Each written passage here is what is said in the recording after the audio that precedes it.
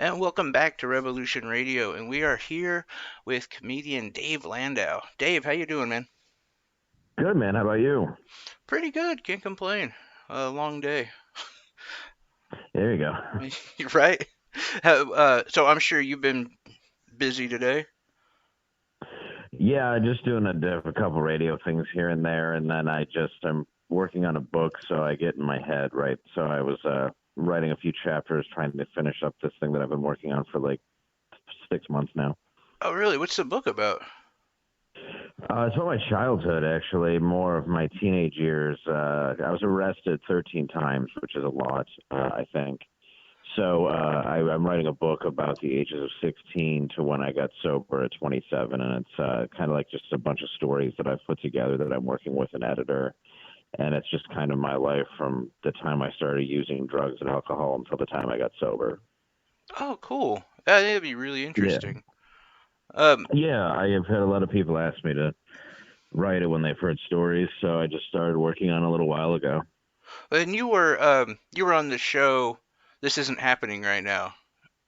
Telling one of the Yes, stories, yeah, right? this is not happening. Yeah, I was on that for Comedy Central, and if anybody wants to see it, they can just Google Dave Landau. This is not happening, or go to my website and davelandau.com, and it's on there. And yeah, it's about a time I bonged a fifth and ended up in a mental hospital. And after that, I was. It's another story called Penis Master. I hope I can say that on the show. Oh, you're good. You're So good. yeah, it's pretty cool. Yeah, so it's yeah, it was two stories I put together into one, and I started telling like real stories on stage, and that was one of the ones that got picked up and put on a television show where you tell a true story. So it was a pretty cool thing to have done. Oh, with getting sober, though, do you ever feel like that's part of the life and you're kind of maybe missing out or not adding on to like all the stories and all the comedy you could create with that? By using, do you mean, or by Yeah, being yeah. so becoming sober? By using. No, I think the idea of that is kind of in the past, because you have like people that OD'd like Greg Giraldo, but then John Belushi, Chris Farley. There's definitely a lot of drugs and alcohol involved, but I think now the market's become so competitive that really doing hard drugs and like that, I think is I don't know, it's much more of a deterrent than it used to be than a reward. Hmm. And when I was young, like when I was in high school, I partied like I was in college. When I was in college, I partied like I was on, SNL. And then after that, I partied like a rock star. And it's like I feel like I've already lived that life, and now I'm able to talk about it. It's just I didn't have any of the fame, still don't, but I have the stories. No, I completely understand what you're saying. Yeah, and I definitely did not ask that. Right. Yeah, but yeah, I've heard other people, musicians, comedians, who say that they're almost afraid to get sober because of, losing that kind of quote unquote lifestyle.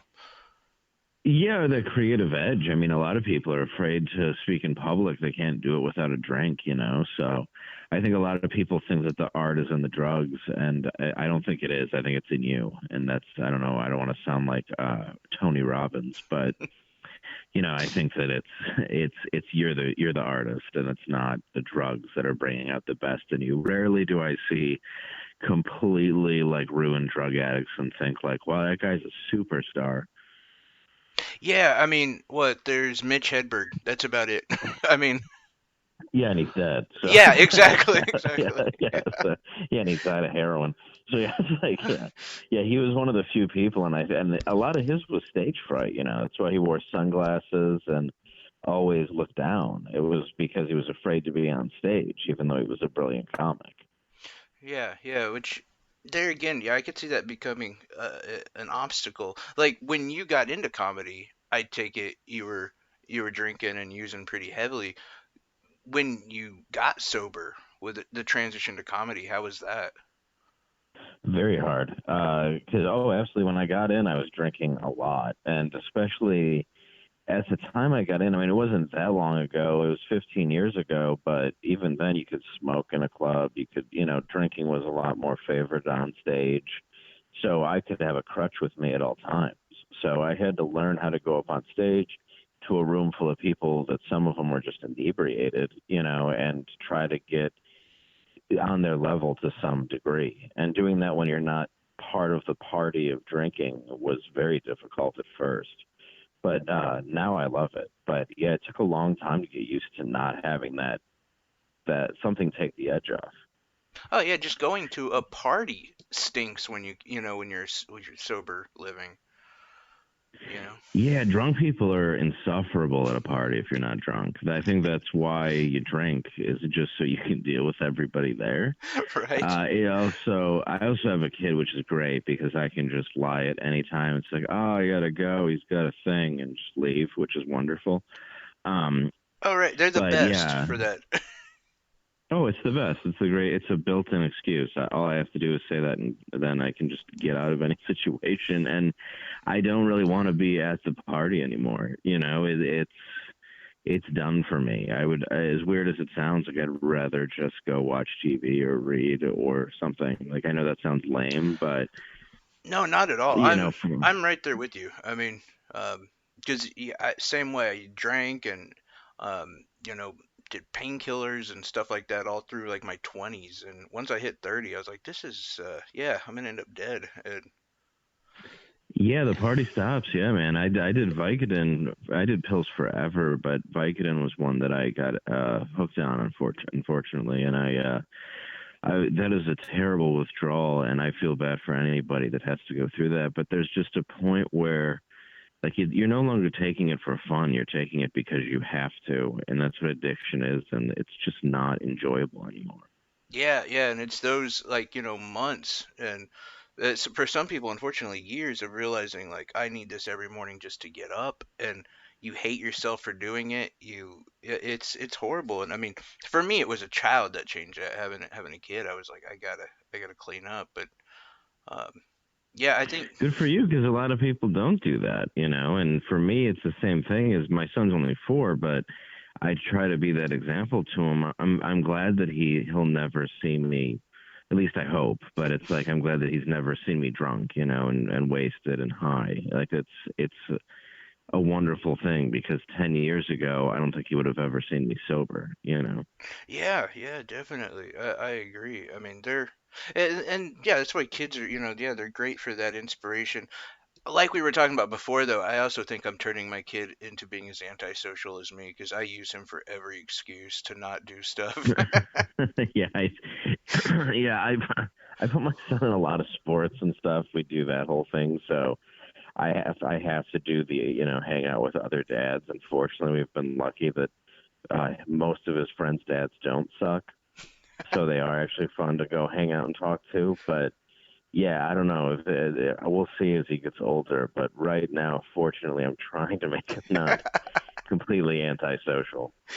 It's a rough line. So, I do want to talk about the fact that you are the co-host on the Anthony Cumia show. Yes. Um, what was it like when you got that job? As far as the attention and doing kind of the 9 to 5 thing. I it was interesting, I was going in a lot and frequently asked to come in, and then when it became Anthony and Artie Lang, I was asked to come in even more. And then when Artie started kind of not showing up as much, they needed a third mic, so I kind of came in to balance that out, where I could be there. So the idea of it's cool because I have a bigger fan base. I have people on the road that come to see me. But I mean, I moved from Detroit to New York. I live in Harlem though, so I mean, it's a fairly lateral move. And it was interesting. It was good and bad because I ended up getting attacked by comics who wanted my job, who had been in New York forever.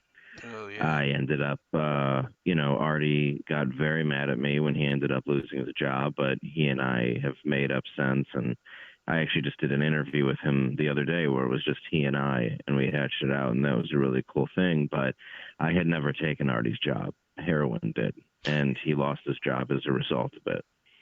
So when I first got it, to be honest, it was bittersweet because Anthony and Artie were my heroes. These are two radio legends that I Yeah. loved. Yeah. And being thrown into that world, it wasn't just any like small market little thing. I mean, it's two radio legends, and I have to keep my own. I have to hold up, and I have to hold my own with them. So it was a somewhat difficult transition, and great because it was a dream come true. But at the same time, that comes with people coming at you. And that took me a while to navigate. But now that I'm at the other end of it, it's great. I mean, I'm really happy that it happened. But the initial thing was, you know, you don't always want what you wish for. And that's how it felt for a little while until I figured it out. Yeah, with Kevin Brennan, wasn't he pretty irritated with you? And there was a lot of people. Yeah, yeah. Yeah, Uh, he was one when we were. I mean, we're fine now, but yeah, he wanted. Yeah, he was. Yeah, he was very upset with me for doing the show, for being a guest on the show, and then getting the job. So, he's 60. Why? So he wanted his. I think he wanted the job. I don't know. But he has his own thing now, and we get along fine. yeah, yeah, oh yeah. Have you done? Had you hosted radio prior to working with Anthony? Never. Okay, so because I was gonna say, that's another thing that you kind of got started in. I think is a lot more difficult. It's not just radio. You're on camera all the time. Like you can't be fidgeting with your phone and messing around because people are watching exactly what you're doing. Oh yeah, and then you realize like when you wear like I wear a shirt that's too tight, and I'm like, oh good, I look fat as hell, and then I have yeah, there's a lot to it where it is he does it as an it's a TV/radio show, so you're live constantly in front of the audience, so you have to. It's very interesting. It's a live talk show. It's a live panel show, so it's definitely a whole animal in and of itself. So I'm learning how to do radio, how to host, how to interview, and I'm not doing it, on a small scale. It's he's one of the most notable radio figures of all time. So it Yeah, definitely I want to say it's a challenge, but it's not because it's so much fun. But it definitely is a challenge. It's not an easy thing that what you guys do. And my experience with radio was, I'm a comic, so you got people like you were nice enough to have me on radio to promote my shows, and I've been doing that for 10 years, but I had never hosted. It's a totally different animal than being a guest. it is a completely different world. Yeah, I mean, I did podcasts before I got picked up by a radio station, and yeah, it's all different.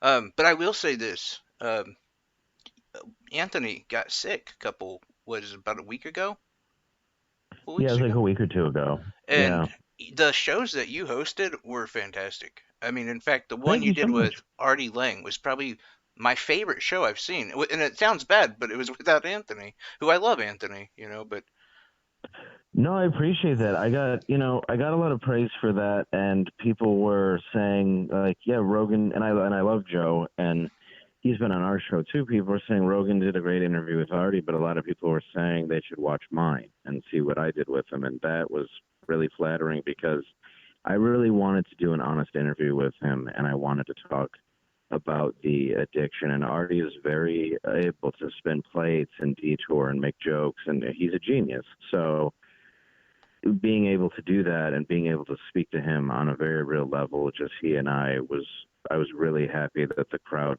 liked it as much as they did. well, and I think you tapped into something too, at least that I noticed while watching it, where with the Rogan interview with Lang, I mean, Artie came off very and not robotic or anything. He never does. He's amazing, but it was this kind of how do I put it?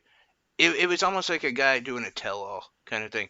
And when we got to see him Yes. on your show, it was the old Artie. I mean, he was cracking jokes.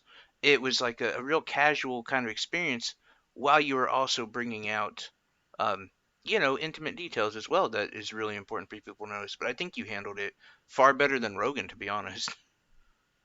Thank you, man. I really appreciate you saying that. And that's what I was hoping to do was just to it was nice to see him that comfortable, and I already remembered that he and I were very comfortable together when we sat next to each other. I mean, we really did have great radio together, and I wish it would have lasted. I wish I was the third mic on the Artie and Anthony show, and it didn't turn out that way. It sucks, but Anthony couldn't keep him on when he would only show up once a week, and frankly, Anthony's his friend. You don't want to keep giving somebody money when you know they're just going to go buy heroin with it. You feel like you're enabling it. Oh yeah, yeah. I think hopefully, Artie has turned a corner and you won't see that again. But I think what Anthony maybe, stopping that may have helped him turn that corner. And so yeah, it's really good to see him doing better. It really is. Yeah, I'm with you 100% because I don't. People have asked me, like, come on, was he really sober? And he was. I can honestly say he was sober, Artie. That's good. That's really yeah, that means quite a bit for the comedy world, I think in general. Um, Being a fan on the outside of this whole beast that is Opie and Anthony, Howard Stern, now that you're in it, how much how nervous are you to perform every show? What's the experience like? Can you give us a little bit of insight on that?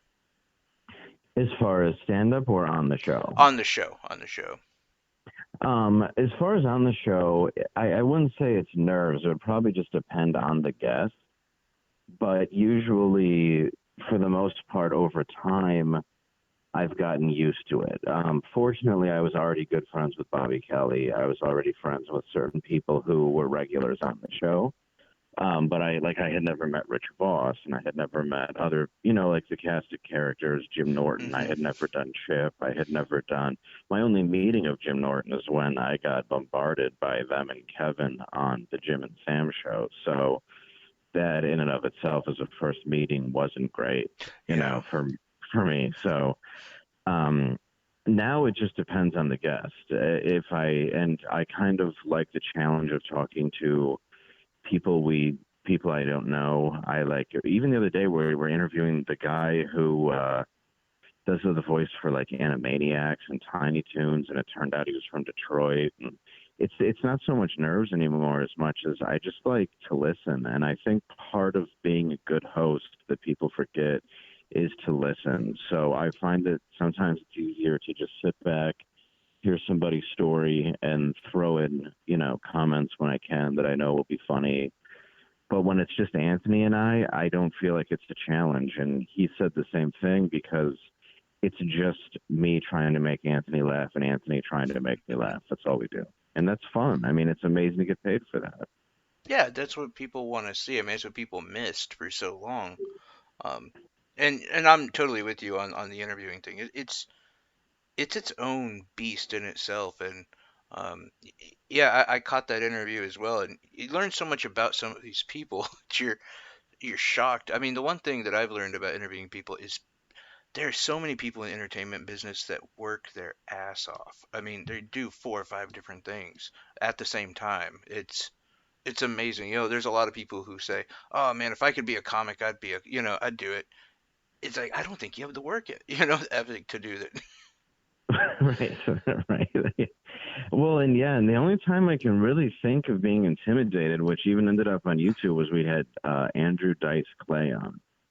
And he came on and he's a very intimidating presence, and I wanted to ask him questions like, hey, how did it feel to be in a movie with Bradley Cooper and Lady Gaga, especially Lady Gaga, who's extremely liberal, and he's known as a misogynist and a racist and all this other stuff he's been labeled, yet he played her dad in a film. Oh yeah, I yeah. wanted to really, yeah, I wanted to really break down and interview him and ask those questions, but he starts saying it. He's like, I don't want compliments, and I was like, I'm just gonna sit here and just wait for the show to end. like I just, and it's nothing against him, but it's like I just didn't. It's like, okay, you're in character, and I don't know what to do here, so I guess just do that, and I'll wait. Like, I'd really like I'd like to interview him on a serious scale, but I don't know if he's capable of it. I don't know if that's the real him or not. I don't know. Like I couldn't figure it out. It was insane. That is crazy. Yeah, I could I could definitely see that. Anthony didn't tell you because Anthony's known him for forever, hasn't he? Yeah, but and Anthony, I don't know even if Anthony knows how to navigate it because when Dice sits down, Anthony is just doing Andrew Dice claim impressions to Dice. So it's just two Dices going back and forth to each other. And then I'm sitting next to Jim Norton, who used to open for Dice, who kind of reverts back to this opener because he's nervous around him a little bit, you can tell. So it was a very weird dynamic, and I was kind of just watching, like, what the hell is, like, I did not know how to, I still don't know how to gauge it. I don't know what he is. And it's nothing against him. I just have no idea, like, is this real? Is this who he is as a Right. human being? Or is there another guy? Like, he's sitting there with a cigarette he's not lighting. Like, he just holds a cigarette. Like, he doesn't smoke. but Yeah, what a but he has position to be in. You're just trying to ask him legit questions that I actually would want to know myself. He's yeah, just doing his it's bit. I think people want to know this. I think nowadays with radio and TV, people want to know a deeper you. They want to know you on a more personal level, and I think it's why old hammy radio isn't as popular anymore. So when you have Dyson doing a character, I think people want to know a little bit more about him than they saw because in that movie he's playing this brilliant character, so there's more depth to Andrew Dice Clay than just that guy. Yeah, yeah. No, But I I can don't see know if that. he can tap into it when he's doing an interview. I think he just wants to screw with everybody, and I'm like, this is crazy. Like he's he's he's clearly a genius, but it's like he's either doing this on purpose to make everybody uncomfortable or doesn't realize everybody's uncomfortable. But either way, it was fun, to watch him. That yeah, I mean he's always funny, and I mean even just the outlandishness of his old act is still funny to watch nowadays. But still, yeah, I get what you're saying. Do you think? And I don't want to get into this too long because I know you gotta get going. Um, but do you think it's a good thing that people know so much about you as and deeper than just being an entertainer? Like, I know certain people I do this show with, they were like, isn't he like really right wing? I don't know if referring to you, and I'm like, Okay. maybe, like, but does that matter? You know, Yeah, that's interesting because, people going on Anthony's show came with a reputation, which I find bizarre because Jim Norton was never known as being right wing. Um, and shared a mic with him for so long. The truth is I'm liberal. I am just a classical liberal though, in the same way that George Carlin was. I believe in freedom of speech. I don't really believe in either side. I think everything is screwed up and everything can be laughed at. That's my honest opinion. I I'm don't. with you.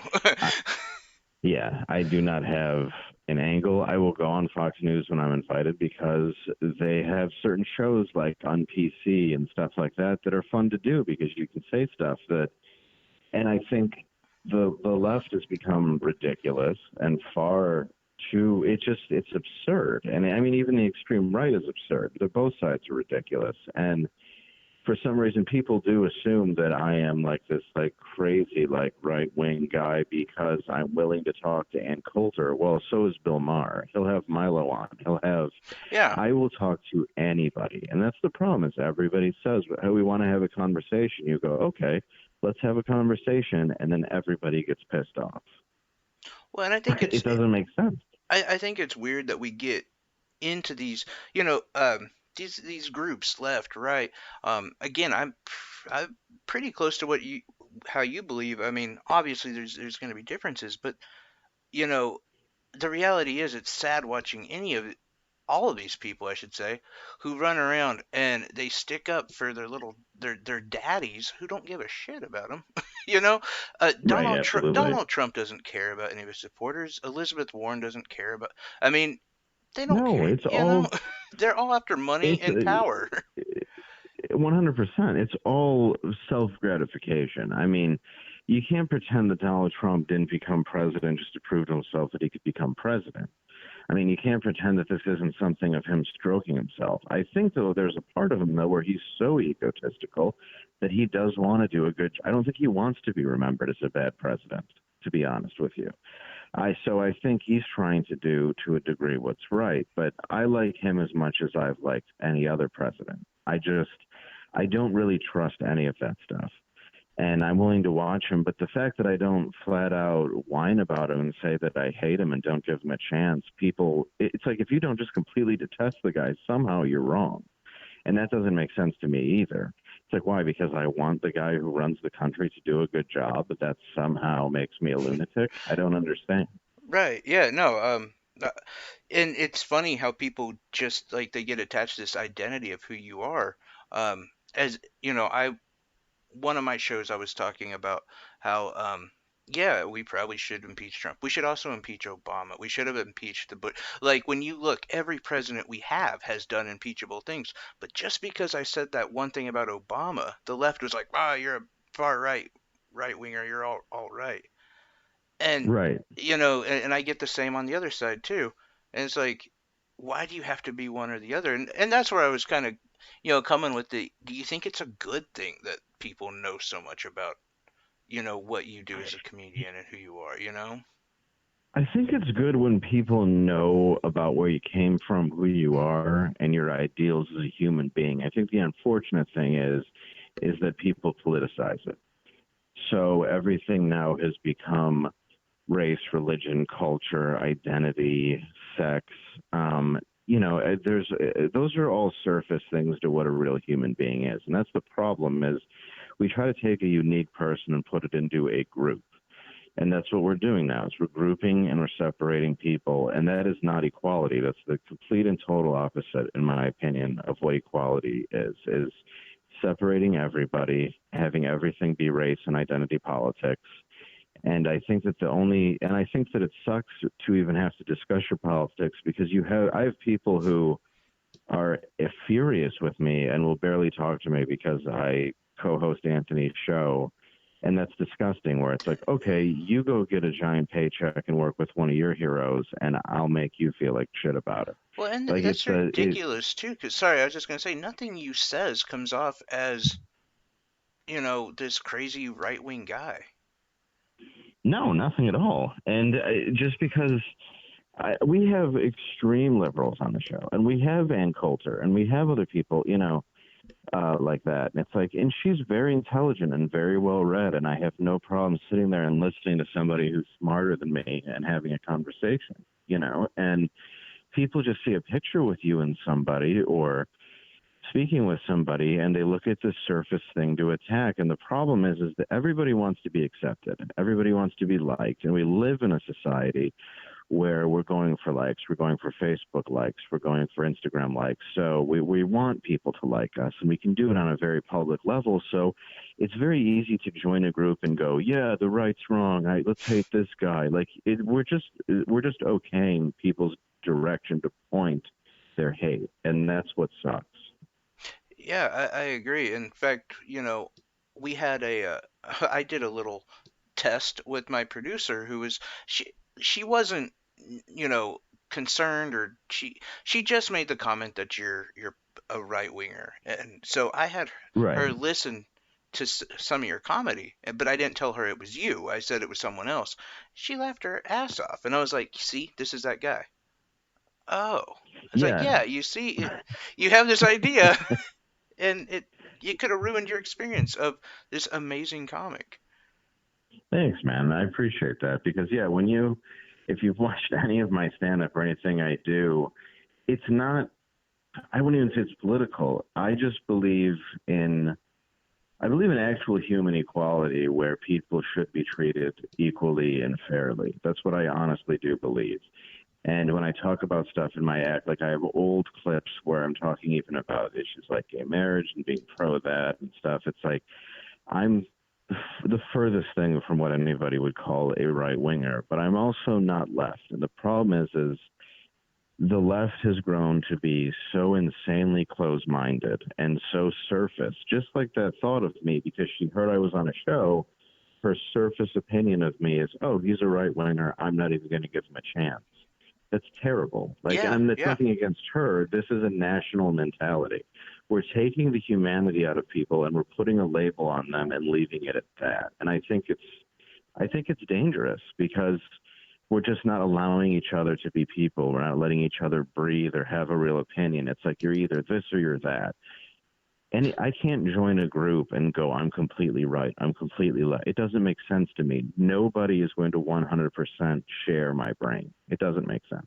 No, and we're all gonna have conflicting ideology that is gonna go. I mean, there again, yeah, I probably consider myself to be a little bit more on the left, but the social justice warriors, the people who go against the First Amendment, even to a lot of people who are confused about the Second Amendment, I can't be on board with them. And yeah, it's every single person is like that, but it's the fact that that kind of those blinders are ruining people's experience from great entertainment, and it's sad. It really is. So, um, Yeah, and instead of watching a great comic, people watch comedy now to be offended. And look, much like Trey Parker and Matt Stone and other people that I admire, you can't apologize. That's what people want. They want an apology, and then the second you apologize, you lose everything anyway. And it's like I'm friends with Shane Gillis, who had Saturday Night Live for a weekend, and he had said a mm, racial slur in a podcast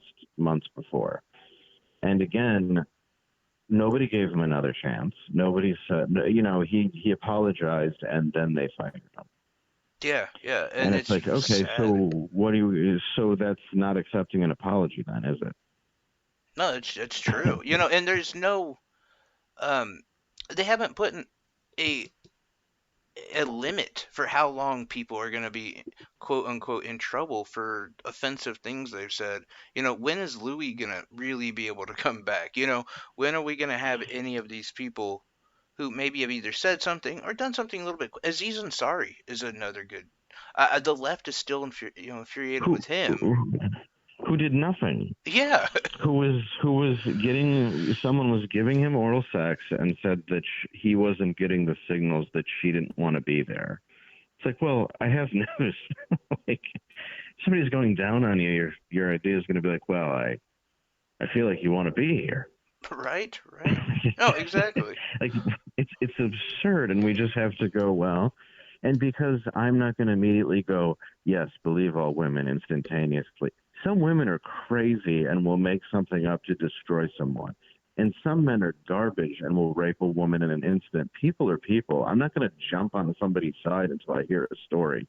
Sorry, It is. Yeah, that's just logic. it is ridiculous. But anyway, man, I do have to let you go. Um, so Cool. why don't you tell everyone where they can find out about you? People can go to davelandau.com. That's Landau, and they can subscribe to the Cumia Show, compoundmedia.com, the Anthony Cumia Show with Dave Landau. We have a ton of programming on that show, and we are behind a paywall, but we do have a ton of stuff on YouTube. And if you use the code Compound20, you can get 20% off. It's awesome, dude. We got to do this again because I could talk to you for forever, man. This was great. Likewise, man. It was great talking to you. All right, brother. You have a good show tonight, man. Thank you. I appreciate it. All right. Bye bye. Okay, bye.